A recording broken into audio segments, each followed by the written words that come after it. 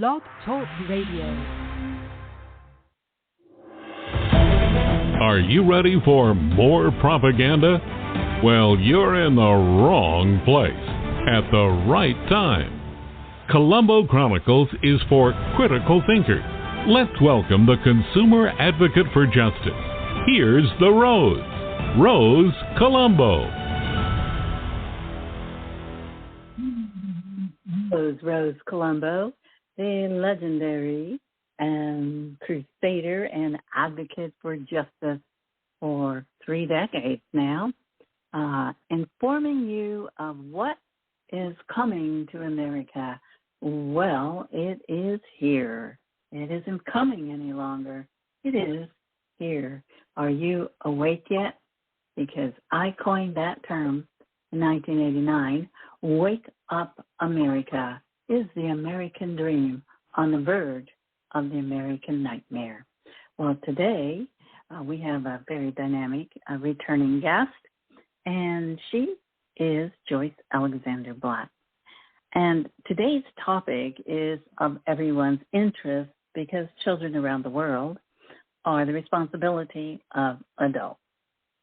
So today we're going to talk about protecting the children and informing the parents how to protect their children from kidnappers, child trafficking, and what they should do in particular cases and how to keep them from harm. Very important topic because thousands and thousands and thousands of children have gone missing over the decades. I personally interviewed Senator John DeCamp when he wrote the book, The Franklin Cover-Up, and he was threatened, along with his family, if he continued to expose the Franklin Cover-Up.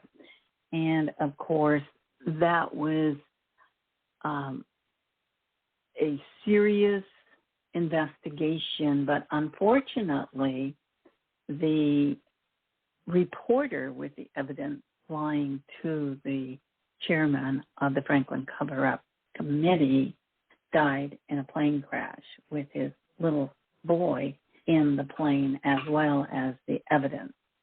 So everything was destroyed.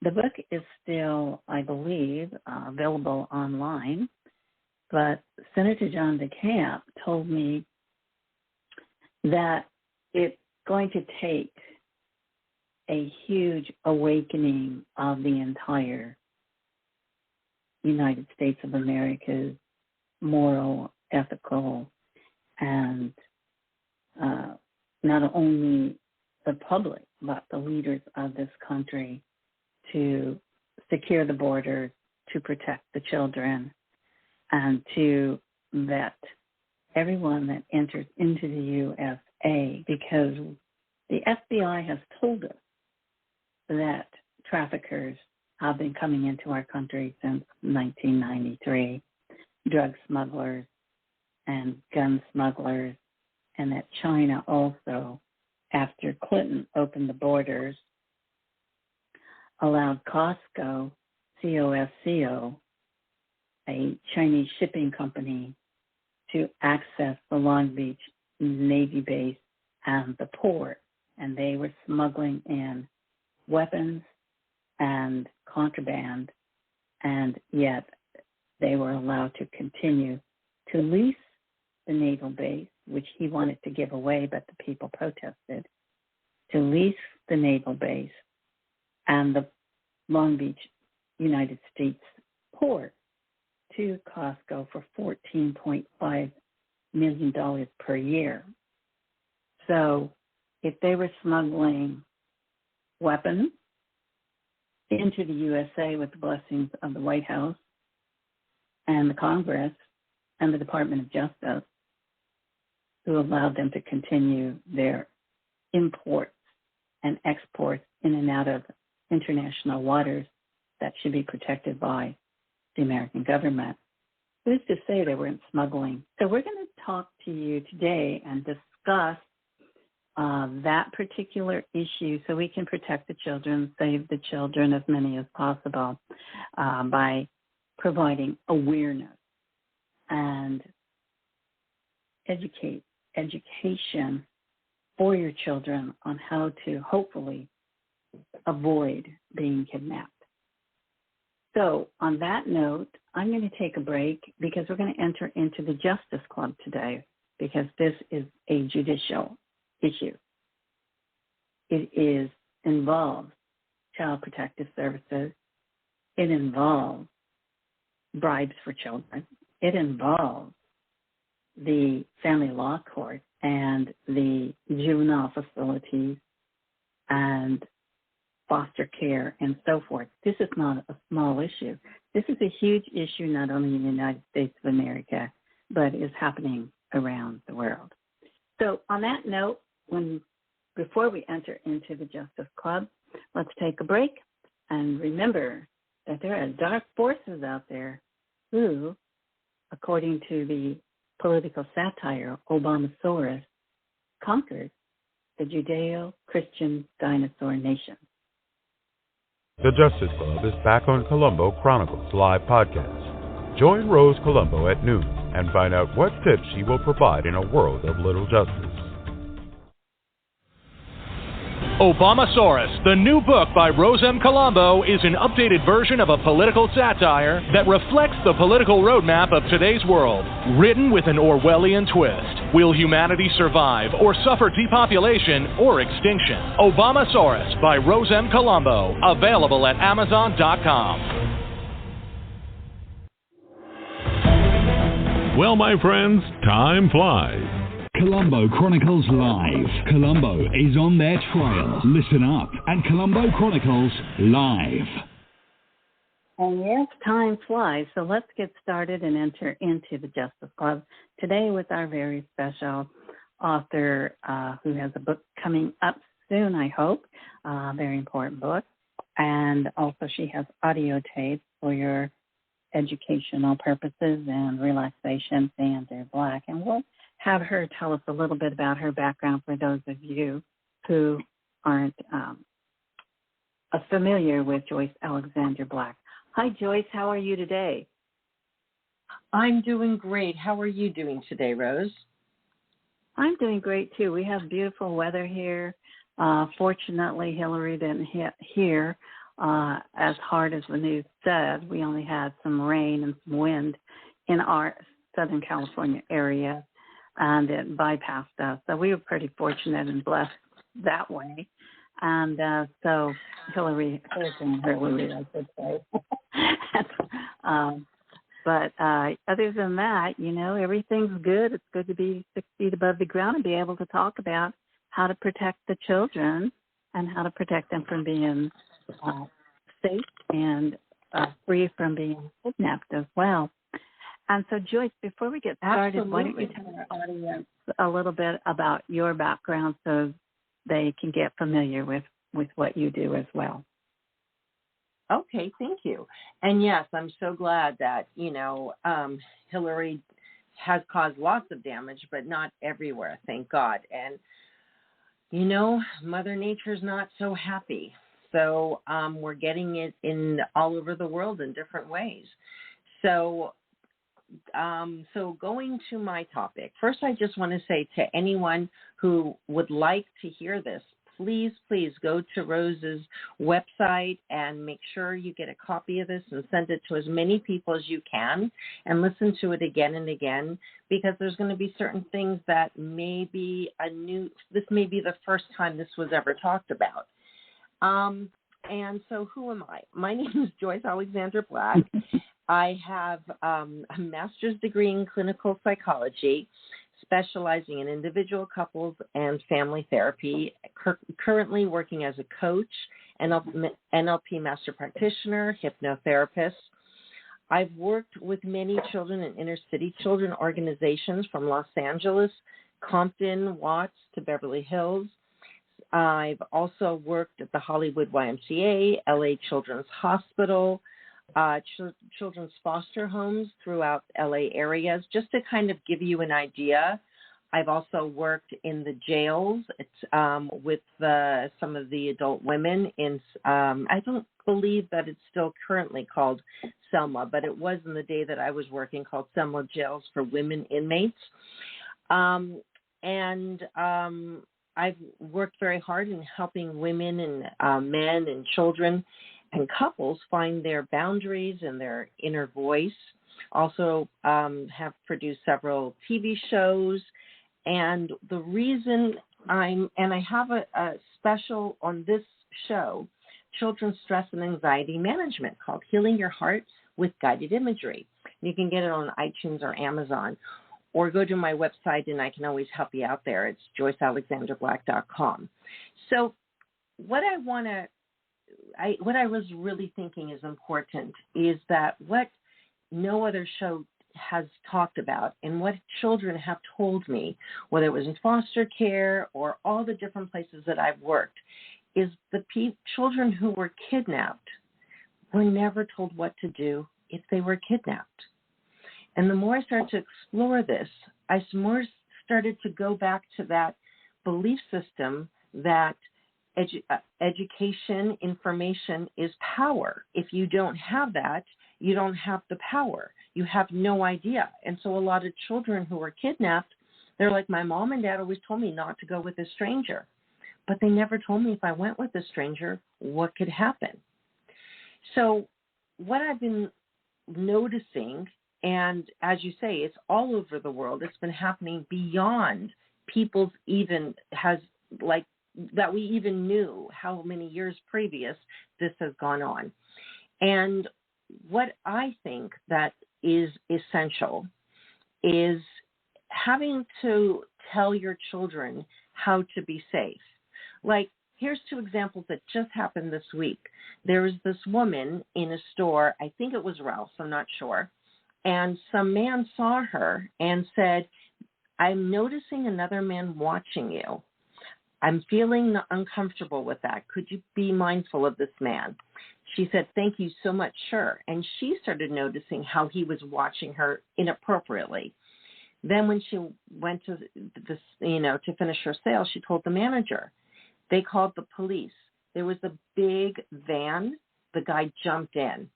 And what they're doing now is not just taking the children, they're taking the mothers with the children, throwing them in, and sex trafficking them both.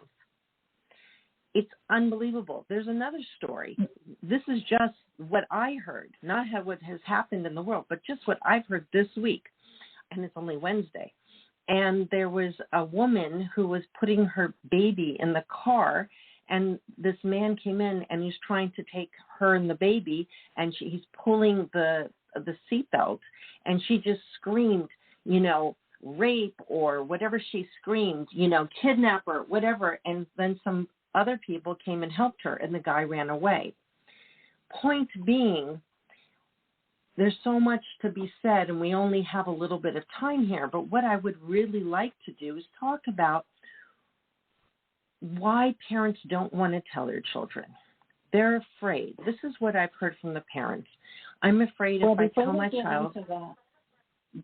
Joyce, before we get into that, first I wanted to let you know, on the audience, that I was honored to meet Sybil Brand, who was the founder of the women's prison named Sybil Brand, and we were at an event and we took a picture together, and I believe she passed away, but that was a real honor to be able to speak with her because I was leading this grassroots movement against injustices. So, and women prior to that, they were ending up in men's prisons and getting raped and all sorts of things happening to them.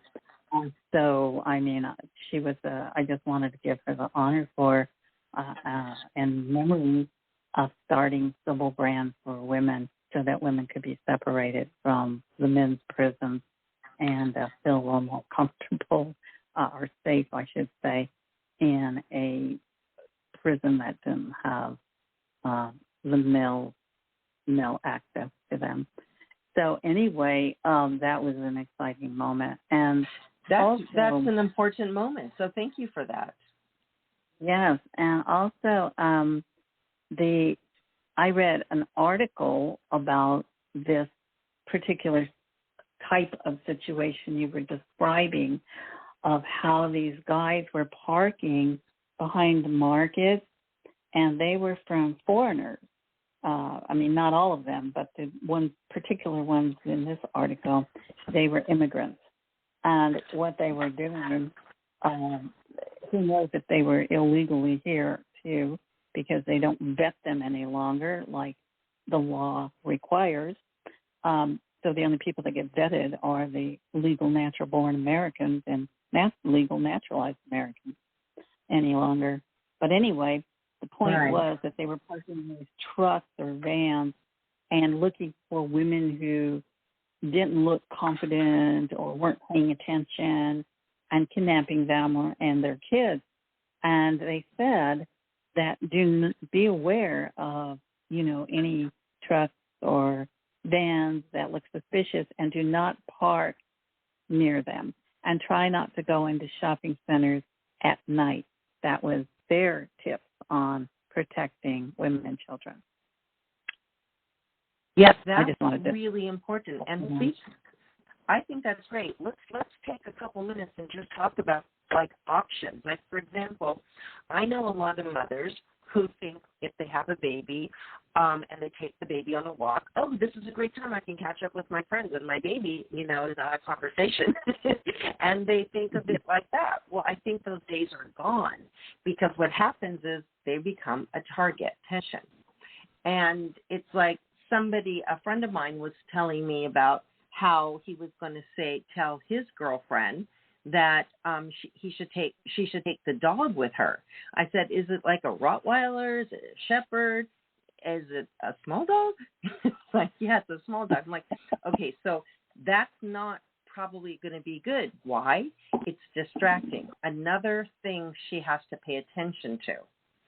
And I mean, I don't know how everyone's lives are different and you have to manage your time, but it's something to be said about paying attention, being mindful and aware of your surroundings. And when I lived in New York, that was something I had to learn. Just like you don't just walk across the street, and I'm not saying to be scared of New York, but I'm just saying it helped me become aware when I was in a neighborhood I needed to be conscious of. And I think that's where we're at now, that we have, this is an opportunity, and I hope a lot of mothers are listening and a lot of people who know mothers and families and children, and to just think about this. When you go and walk your child, how do you walk out the door? Is it, are you fully confident? I've actually been there with a mother who left her children outside, and she goes, I forgot my water bottle. I'm like, really? Thank God I was here. But you know what I'm saying? There's just that awareness. Your child is in danger, hopefully not. But if you're not paying attention, there's people out there. I can't even understand how anyone could do such a thing to a child. But the fact that it has happened, this is some of the things they can do. They can watch before they walk out the door, make sure they have a checklist, keys, wallet, water bottle, whatever they need, and make sure from the moment they have their child out of the door, they're paying attention to what's going on around them. And I know, I had to tell my niece this, that when she walks her baby, pay attention. I'm sure she does, but even more so. And one of the things that I'm going to say, they can actually take that child in a split second when you're not paying attention, because in the malls, if a child is missing in a department store, they will usually, here's another tip, they will announce it and they will lock down all the doors everywhere so no one can go out of the store until that child is found. And I think all stores should do that. And then they describe the child and everything so that people are aware in the store if they see that child. Another thing that people don't pay attention to, Joyce, is because I work in the cosmetic business. So another thing I noticed was people don't pay attention because they start getting sidetracked with whatever they're purchasing, or the child runs away and in the store playing hide and seek or whatever. And it only takes a split second for a bad person looking for a child to snatch that kid up, and you may never see him again, or hopefully they catch the guy and you get your child back. But there are certain things that department stores will do if a child is missing, and I think all department stores should do that, and to protect the children from being removed from the store. I think that would be great. Again, because we have such limited time, I really want to do what we can to help these mothers be proactive, because it would be ideal. But one of the things that I see that keeps on happening is the conversation that I have with these mothers. And, I know that from what I know about you, you believe, like I believe, knowledge is power, right? Right. And so knowing that, how could it be different from a child to an adult? Now, I understand that when you have a child, you can't just tell them everything, because you have to make sure you put it in the age appropriate, and maybe speak to a therapist before you bring this up. Because I've also seen how some people bring it to their children, and the children can't sleep because they're traumatized. Well, you don't tell them the whole story. You don't scare the child. There's ways to which you can describe it so they can be aware. So one of the things that I did with my niece when she was younger is I took her to Krav Maga classes. It was actually like Sepulveda and, Sepulveda and Sherman Way, I think, something like that. But anyway, they're all over. And whether it's Krav Maga or another self-defense, the reason I like Krav Maga is because it's not dependent on your sex or your weight. And I was talking to my nephew, who actually is a professional kickboxer. And I told him about talking with you today. And I said, do you have any advice for parents if they were to teach their children how to protect themselves? So he said, well, one of the things that a child can do, he said, is,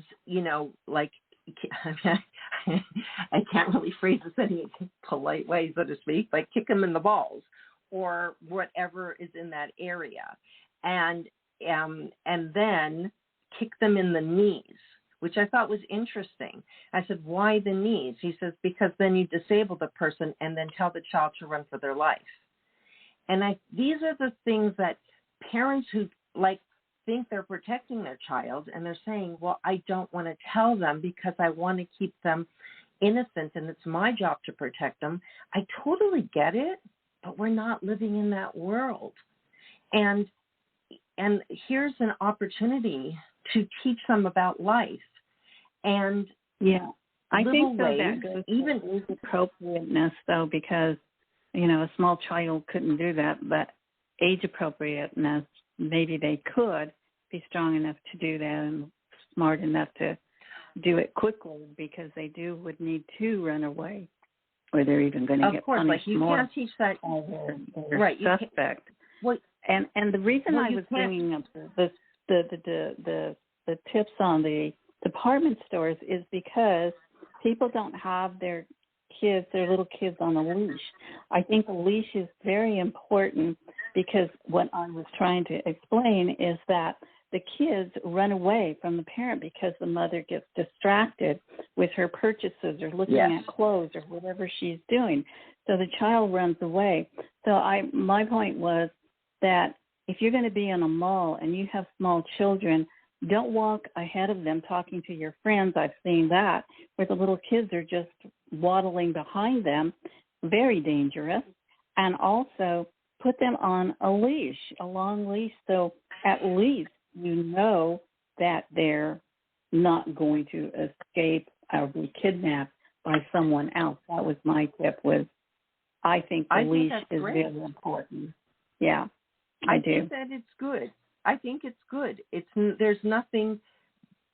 I can see how a child may not like that. And I know some people put air tags on their kids so they can find out where they are.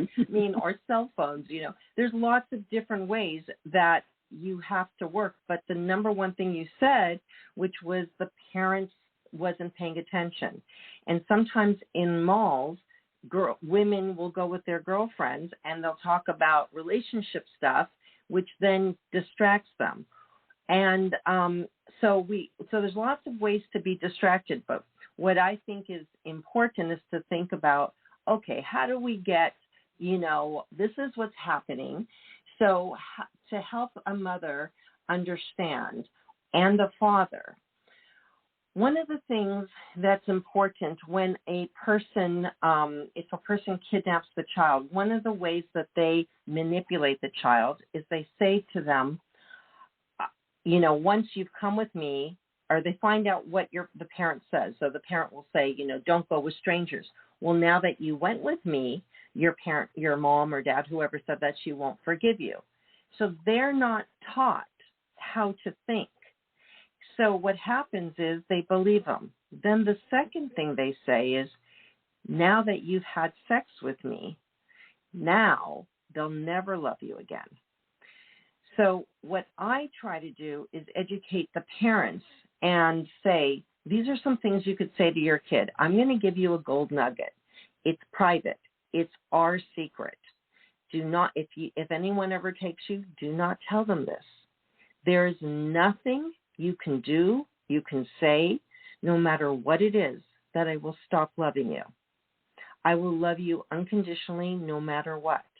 Do not tell anyone, because if they take you, they're going to try to convince you otherwise. I'm letting you know there's nothing. And that's the secret between you and me. No one else is to know. That helps so many kids. Think about a secret. This is something that they do, is they say, sometimes if somebody is raped and they say, this is the secret, don't tell your parents or I'll kill them. So to tell the kids this will never happen, and there's no secret you need to keep with anyone. You're a child. You have to, tell me, your parent, everything, especially important things for you or your friends. And I'll tell you a story that happened with me. When I was very young, I got into an argument with my brother, as kids do. He walked on the street, and I thought, I'm so tough, and I walked in the alley. I was never touched. However, somehow this man knew that I really liked my, I think it was Mary Poppins. My mom gave me this Mary Poppins album, and she's like, you can't take it to school for show and tell, or someone will break it. And I promised her I would take really good care of it. So somehow he knew that. So he held it, and he masturbated, and I saw that, and it was very hard. I was like in first grade. It was very difficult. I did not tell anyone that story because he told me if I say anything, he will kill my parents. Now, he had no idea who my parents were, and I went back, and I don't remember what story I gave, but I never even told anyone this story because once I became an adult and I understood it, I understood what he did. Point being is my parents didn't know better, but if they told me, if you ever get taken, this person will lie to you. It doesn't matter, no possession. And kids are told by parents, you have an expensive, cell phone or iWatch or other watch or, something like that, or computer. And so they put they base things of importance in that. And so because of my Mary Poppins story, I can say that it's so important for parents to say, there's nothing important if you get if someone wants to hurt you. Forget it. Don't worry about it. Run. And the other thing is run into a store if you can and break the most expensive things. Where their kids are told, don't break expensive things. This is the opposite. This is how you'll get attention. And then yell rape, yell kidnapping, yell anything, help, fire, anything to get attention, and hopefully that person will leave. But well, actually, what I stress over, you just struck up a note, because on Twitter there were two different videos and two different scenarios. There was a man and a little girl sitting next to him. She was probably like 10.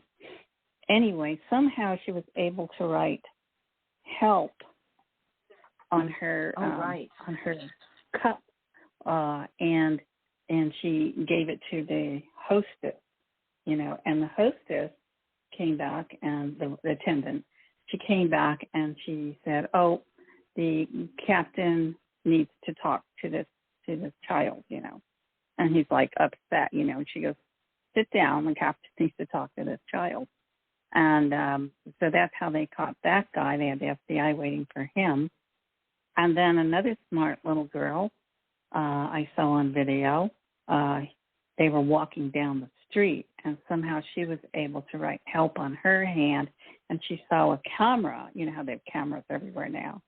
And she put her palm of her hand up at the camera when the guy wasn't looking. And so I'm pretty sure they caught him. So that was really children that were very aware that something bad was happening to them.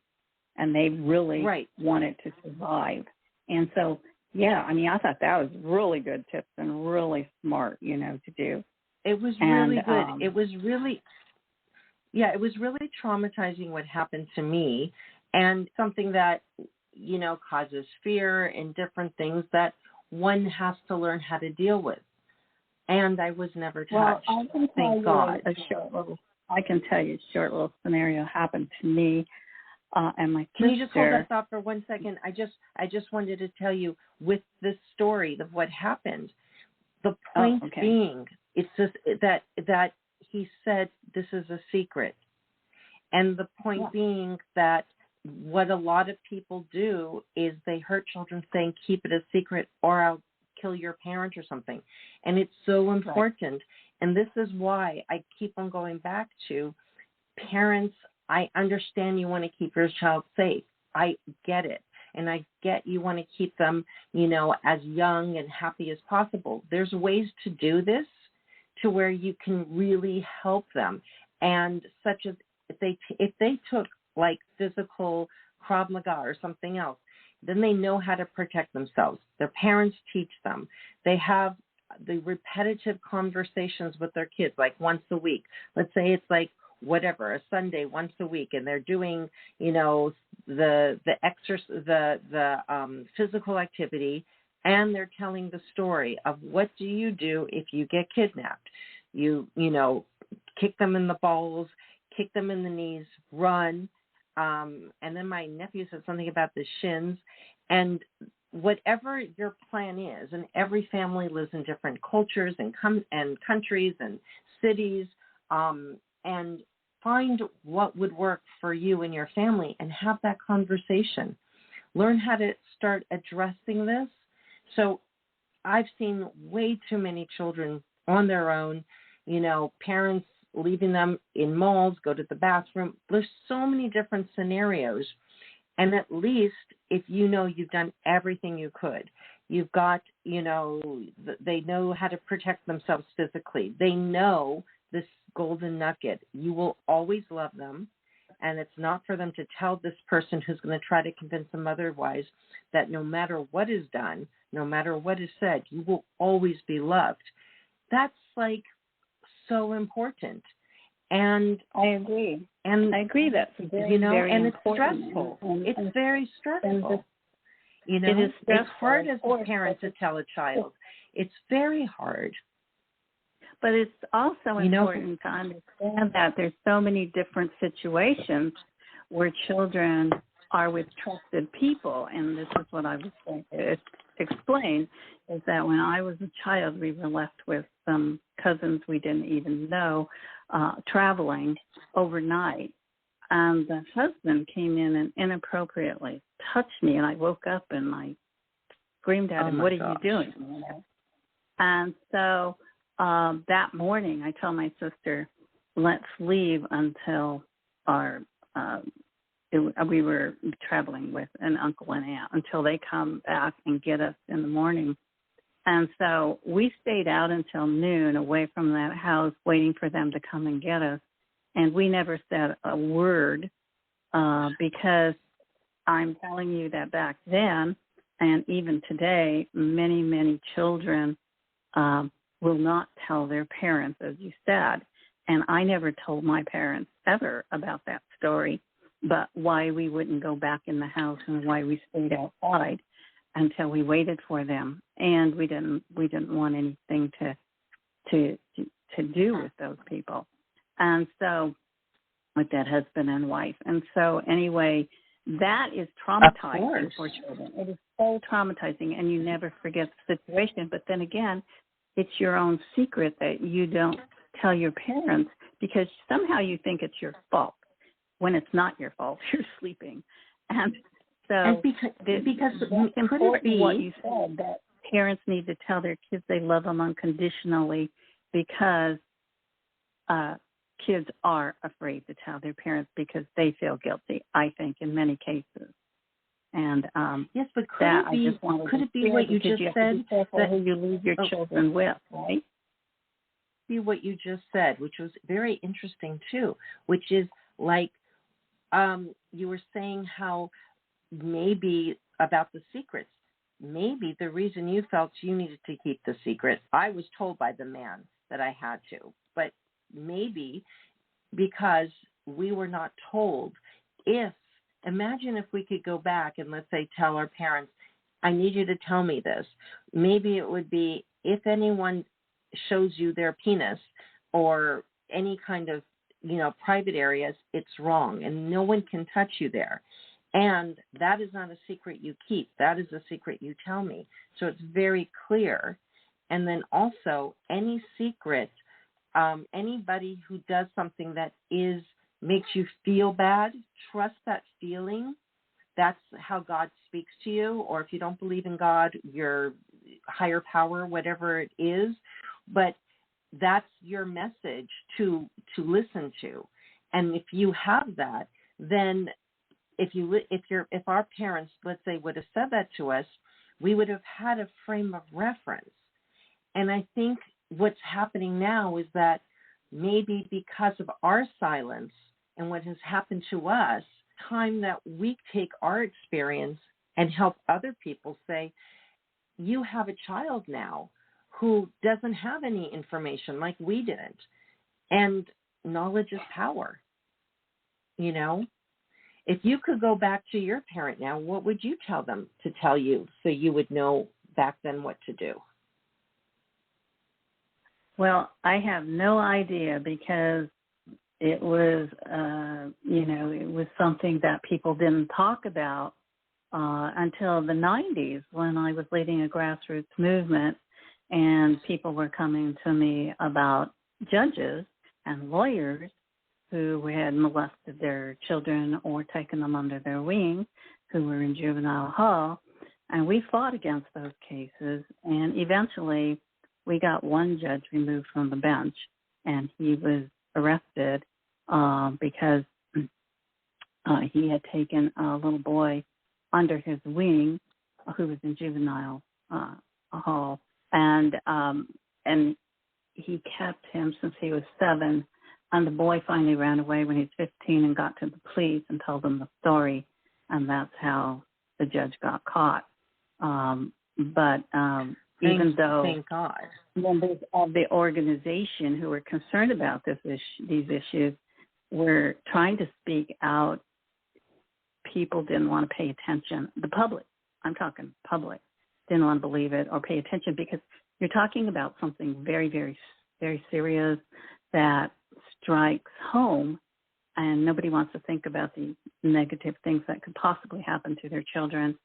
And they don't want to believe that judges or lawyers or politicians or, their relatives could ever do such a thing to their child. Well, and that's the number one problem that was in the day was your relative who could act like that. But today, this is so huge. And you know what you're saying? It reminds me of the school, and I'm not going to say which school, but there's a school in LA that used to be called a girls' school. And they did that because it was for girls, and they wanted people to be able to find it who had a girl or who had a girl thought to take them there. However, one girl got raped. Now the name has changed. It's no longer called Girls' School. And I was saying this to a mother, and I said, I understand your need to protect your child and make them feel safe, and I totally get that. But one is too much. Like, one is too much. If we believe that anything in life about knowledge is power, then maybe the conversation next should be, how do I protect my child in a world that we live in today? Because here's two examples of you and me, and this was many years ago, and things are heightened beyond now. And I'm sure every woman has a story. I'm sure many men have stories. And I think, and I also want to say, it's not just to tell their daughters, also their sons. Boys are also being taken. And it's really important to realize that if you just take a minute, if I could say one thing to every mother and father, just take a minute and think. If something does happen to your child and you don't talk to them about what they could do, they won't know. And the only person they'll have to listen to is the kidnapper. So your best form of ammunition, their best form to help them fight is to slowly teach them. Maybe it starts with just teaching them self-defense. Maybe it's starting with that and talking about, well, the reason you're taking these classes is sometimes there's bad people in the world. And if someone tries to hurt you, it's important to get away. Like, run as fast as you can. And it's a slow process. It's different for every child and different ages, as also you were saying. It's very important. Because there are people who decide, I want to tell my child, I just met someone who said, I want to tell my child everything. And then, unfortunately, our child is not sleeping at night. Why? I said to her, well, what did you say? It's like, well, I told them how scared, my son, how scared I am, and this is why. I said, okay. So then I gave her some ideas of how to help him so it's not so magnified now. But the point is that knowledge is power. And there's just ways to do it that can help. And these are just a few things that I came up with and I've seen along the way, and what you're saying about people who look like a victim type personality, that is what rapists look for. I've also worked with rapists, and profiling that is people who look down, they're not paying attention, their shoulders are down, and they watch that. They're just standing in the distance, people watching. And that's something also to be aware. Notice the people who are not doing anything, who are people watching. And also, I think that there should be like legal. I don't know if it is legal, but I think there should be like legal types of loud alarms that children could press, or loud, and only for, and really explain to them this is only if something happens and we need to locate you, or somebody needs to help you, or scare the guy away or the woman away, because there's females too, not just the male thing. Oh, a lot of females are the ones who are taking them. And a lot of the females are taking them. Well, in fact, there were cases of unethical, immoral child social workers, child protective services agents, who were actually taking children away from good parents, accusing them of child abuse, and coming with the police, taking their children, and shocking the parents, pleading with them not to take their child. They're not child abusers, but they were doing it anyway, illegally, unlawfully, unconstitutionally, and it was called Bribes for Children, I think it was. Bribes for Kids. It's really Bribes hard for to really wrap Something your like head that. around this. Isn't it really is. hard to wrap your, like, I can't even imagine how anybody could think to do this. I mean, when I was in grad school, I heard a story from a girl in school, and she had her father take her and her brother to be in porn movies and told them that they had to do that to pay the rent. Otherwise, they'd live on the street, and they would get an ice cream afterwards and not to tell the mother. And I've never heard of people who would do that. I'm so saddened that there are people who don't get this, that their unconscious leaves them for whatever the reason. And if anyone out there is listening and who is part of it, please get some help. And it's not okay. It's like, I don't even know the kind of word I would use. It's so devastating and traumatizing, and it changes that person's life forever. I think with the dark web and access to all of these different sites, I think it's increased because of the glorification of violent sex and guns and shooting police and video games. Kids spend hours playing those games, shooting police, shooting people with these violent video games.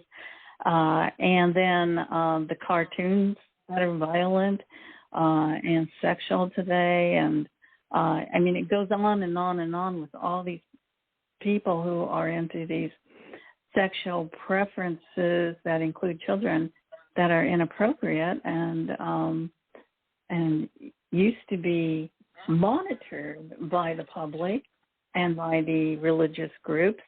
But today we have priests and pastors who have been accused of the same. So we're talking about people in positions of trust who have failed America. Look at this girl I was. Yeah, look at this girl I went to school with. That was her father. Her father. That's what I'm saying.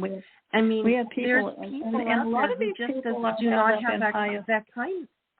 But a lot of these people are held up in high esteem and with their titles and their wealth or whatever they have. I don't know. I don't deny anybody that, but titles or wealth or whatever. But these are supposed to be people in trustworthy positions, like a priest or pastor, or And the bottom line is that everybody's a human being, regardless of the title.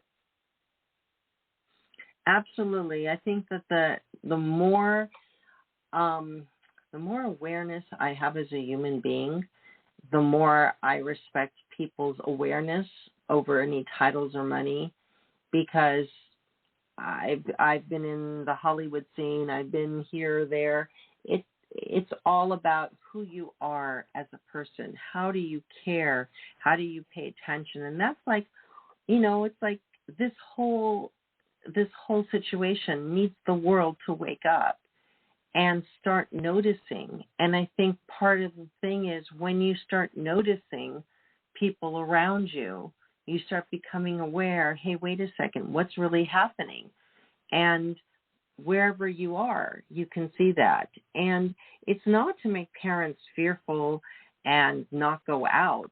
It's just to be aware that we're living in this time, and we're not living in a time that you can close your eyes. And there is really no answer to, like, this woman who was putting her child in the car. This is how you do it. You put your child in a car seat, and then you put the seatbelt on. There's not another option. And if she's not with another person, that's on her to do both. And so being aware that people are using those moments as vulnerability. Maybe it needs to be where she tells somebody next to her and say, I'm about to put my child in the car.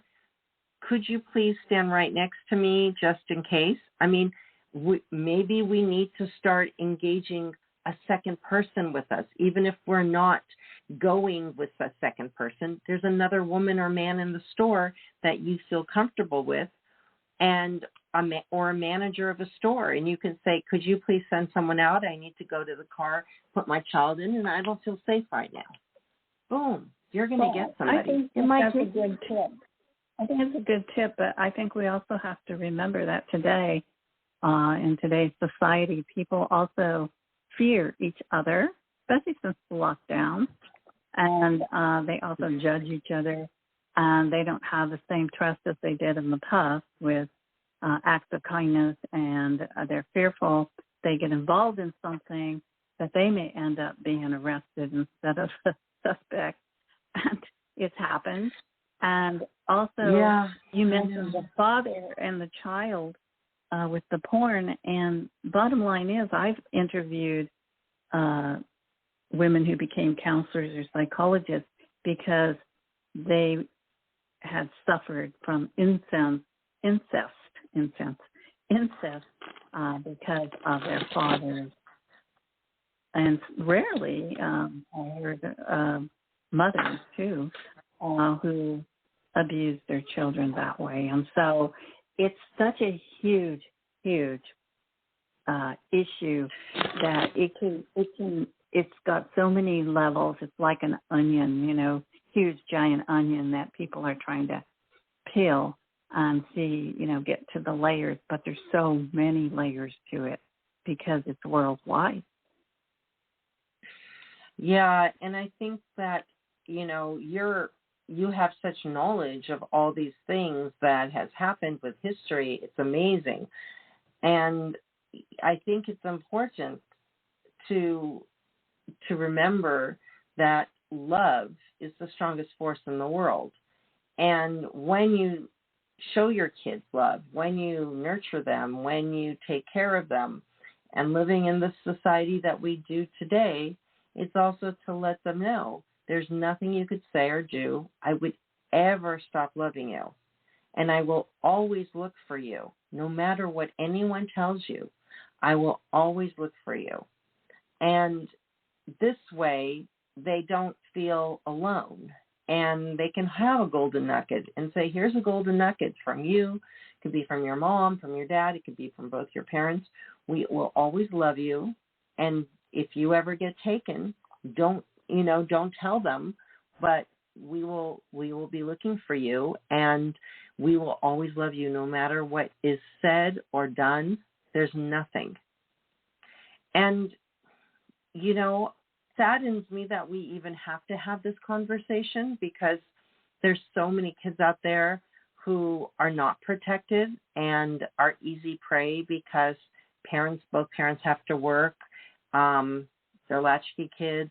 There's a lot of stuff out there. Well, we also have to look at the fact that the government has open borders, and open borders is an open door to floodgates, with open ports, open borders, non-vetting of these unidentified foreigners from third world countries coming into our country with the drugs, with the guns, and trafficking children in and out.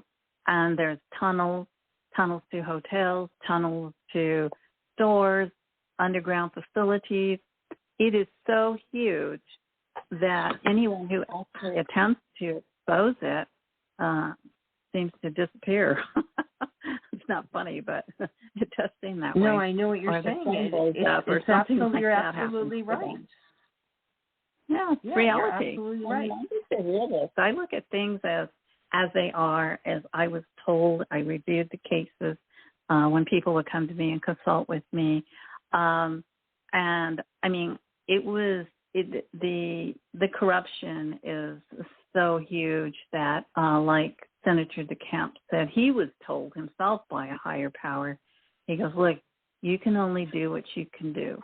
He goes, and he said, but this is massive, and it's going to take a very, very long time to wake up the public.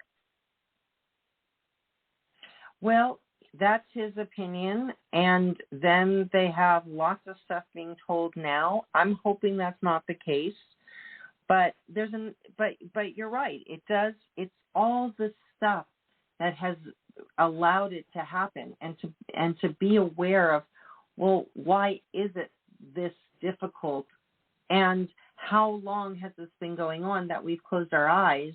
And what happens when you close your eyes? Things get worse. Same thing with like any part of life. If you don't, eat right, there's a problem. If you don't exercise, you gain weight. I mean, there's certain things that there's just basic math. And sometimes the consequences are okay. Sometimes they're not. Point is, everybody has to make the right decisions for themselves.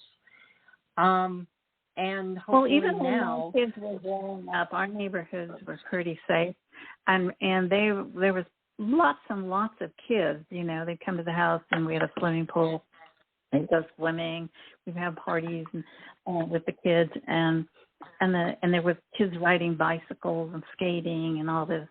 And today, I don't see any kids in our neighborhood, and this is a lot of families there, young families. They're either retired or they're young families in this area. You don't see any kids. You don't see kids riding their bikes and roller skating because they're in their room watching these video games or whatever else they're watching, these violent cartoons. That's their babysitter today because parents have to work and they're tired, those parents. So it's such a huge problem. But there's, but there's also the other aspect. If they're on the street and without a parent there, then they could be taken. And then there's also the music. There's music out there that talks about violence, that, certain types of music that may not be the best thing. But again, this is the world we live in. But at least if we could give children the options to have something, not go in blind. So they have something, if God forbid they're taken or, whatever, if they're taken, they have power. They don't have to feel completely powerless. And the other thing is that right there. I think you said something really important right there. First, God is unconditional love, and people aren't teaching their kids about God and his unconditional love, and that he will protect them, and that he is their protector and their strength. And the parent, too, has unconditional love. I think those are two really strong secrets that parents could share with their children, like you said, but include God, too, because how many times have people who said, I don't believe in God, and something happens, it's like, oh, God, help me. That's the first thing comes out. I know, there's a story about an airplane crashing, and then there's everyone saying, all these people say, I don't believe in God, and then you get them, praying one way or another. But I think the reason I'm saying that, I think that this part is about however anyone believes. It's not about this is about what I really hope I can give is the importance of educating the children and what to do in case. And then the other thing that people have said to me is, well, what happens when the child comes home? And let's say they've gone through horrible, situations where there's sex trafficking. Well, that is a very important time for not only the child, but the parents and the children, other children in the family unit, to get family therapy. Why?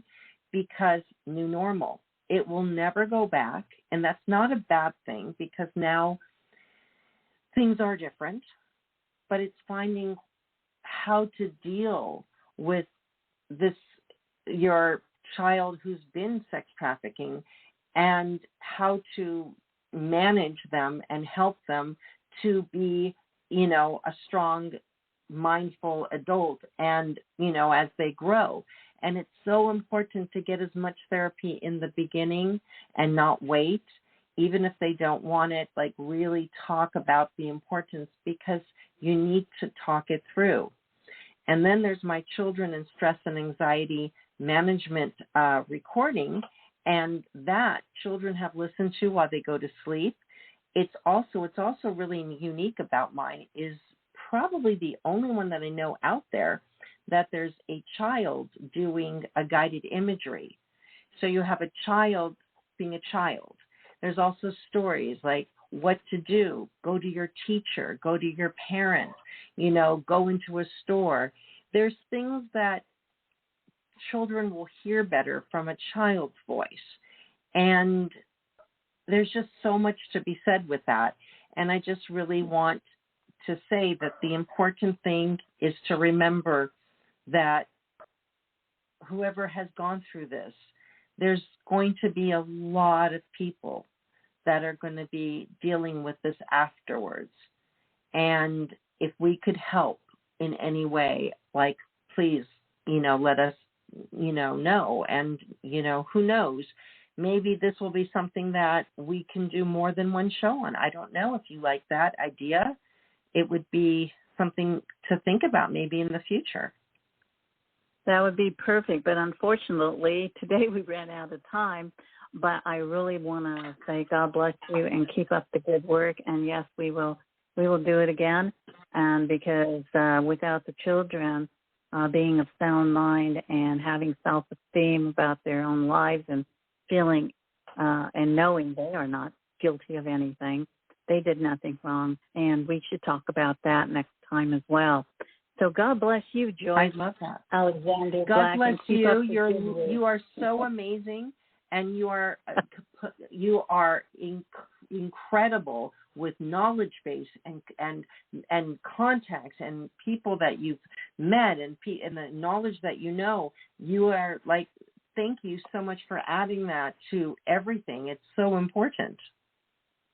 Thank you, Joyce, and thank you, audience, for listening. And God bless you and your children and protect them. And we will talk to you again next Wednesday. Right, before you hang up, can you just tell everybody where they can get this recording so they know where to go to? Oh, sure. They can get this particular recording at blogtalkradio.com/Colombo Chronicles. Colombo is Colombo.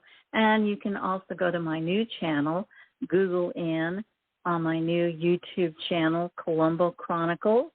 And the shows will pop up there, all taped live with wonderful experts and authors such as Joyce Alexander Black, and a myriad of topics that will improve your life and empower you, enlighten you, and educate you. Okay, well, thanks for listening, and we'll be back, God willing. Bye-bye, everyone. Bye-bye. Have a great day. Obamasaurus, the new book by Rose M. Colombo, is an updated version of a political satire that reflects the political roadmap of today's world, written with an Orwellian twist. Will humanity survive or suffer depopulation or extinction? Obamasaurus by Rose M. Colombo, available at Amazon.com. Well, my friends, time flies. And now is the time to say goodbye. Thanks so much for being part of the Colombo Chronicles family. You are appreciated. Please do it now. Bookmark, push that like, share, and follow button. Oh, and don't forget to comment below and stay in touch. Make your family part of the Colombo family. Until next Wednesday at noon, remember, God loves you, and so does the rose.